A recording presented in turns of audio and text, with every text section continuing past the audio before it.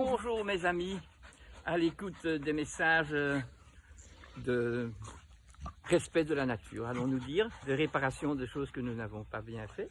Alors je vous présente déjà des chiens qui m'accompagnent souvent, ça c'est Poco, Eline, Neige, voilà, que tout le monde connaît déjà, et puis Lexi qui est là-bas tout au bout. Hein? Ce soir nous allons vous parler de l'alimentation. C'est un point très important. Avec les précédentes vidéos, on sait comment tous les différents niveaux de la nature, les plantes, les animaux, encastrés entre le spirituel et la terre, donc le monde matériel. L'organisation, donc la physiologie, se trouve chez les plantes, les animaux et les humains, qui sont des animaux pensants en principe. Alors, le thème va être de bien comprendre quelles sont les exigences de notre aliment, les valeurs requises de l'alimentation de l'homme et de ses animaux domestiques.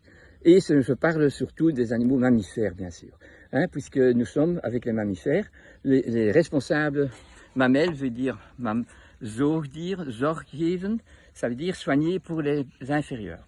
Souvent, on pense que les animaux sauvages vont chasser parce qu'ils ont faim, mais non. Les animaux tels que les félins chassent pour la qualité des proies qu'il faut garder en ordre.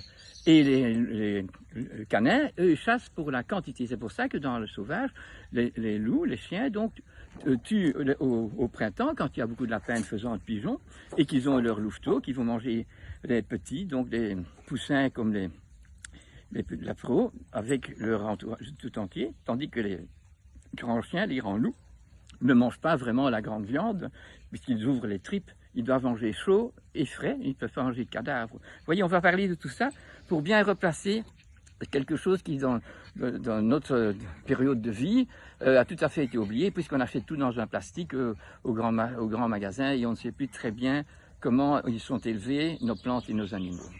Voilà, ça c'est un schéma de base vraiment important, qui va nous expliquer comment l'aliment doit être quand on va le manger. Mais avant ça, je m'excuse, je vais vous proposer de lire ce que j'ai mis sur mon petit guide pratique pour l'alimentation saine et de bon sens. Tous les êtres vivants puisent leurs ressources vitales jour après jour dans leur aliment, si ceux-ci restent animés, donc vivants. Alors vous que j'en me dise, oui mais monsieur, mon beefsteak, mon bœuf il est mort, hein, donc mon beefsteak aussi.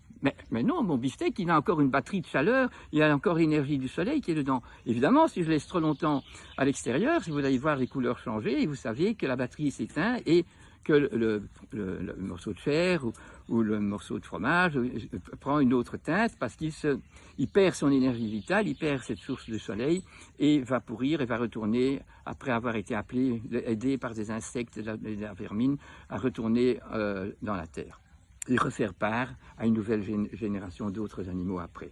Donc, le mauvais traitement de l'alimentation naturelle et originelle, qui doit être vitale et vivante, par les multiples manipulations de stérilisation et de plastification en vue d'une conservation adaptée au marketing d'aujourd'hui, est une source fascinante de nouvelles maladies qui dénaturent toujours le consommateur, ignorant ou innocent. C'est une privation de santé incontournable pour tous les êtres vivants de notre planète. Dénaturer, cloner, irradier, floconner, stériliser par UHT l'aliment, l'emballage sous vide, le plastique, l'aluminium, c'est le condamner à assurer chez le consommateur une dégénérescence certaine.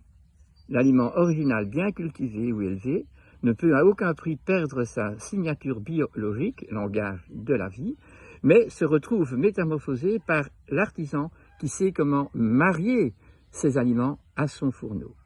Les scientifiques modernes et professionnels qui participent ont abandonné donc le bon sens commun, l'évidence ou la sagesse humano-divine. Voilà. D'abord, tout aliment qui pousse sur terre, végétal ou animal, est un aliment qui part d'une semence et qui va donc grandir. Ça va mûrir. À un moment donné, ça arrive à son apogée, c'est le moment idéal pour le manger. Et après, il doit pourrir. Si il n'a pas été mangé et qu'il ne pourrait pas, c'est déjà transformé en plastique et donc il ne va pas pouvoir à celui qui va le manger une qualité de vie. Il ne va pas informer en yin ou en yang celui qui le mange. Donc, Un aliment qui reste comme il est quelque chose qui n'existe pas dans la nature et qui existe bien sûr dans notre façon du commerce moderne. Si je vais dans une jungle avec une banane qui depuis 10 jours est déjà jaune, eh bien les singes qui ont les mêmes 5 sens que nous n'auront aucun problème pour dire « mais c'est pas la bonne couleur, c'est pas le bon goût, c'est pas la bonne odeur, ça fait pas le même bruit, la texture n'est pas la bonne ». Et en plus, ils ne doivent pas l'expliquer, mais vous savez comme moi, si votre banane est bien jaune dans votre cuisine, dans maximum 5 jours, elle est noire. Donc si elle n'est pas noire après 10 jours, elle ne sera pas noire dans 10 ans. Donc il ne faut pas le manger. Aujourd'hui, nous avons perdu cette aptitude de considérer, grâce à nos 5 sens, la qualité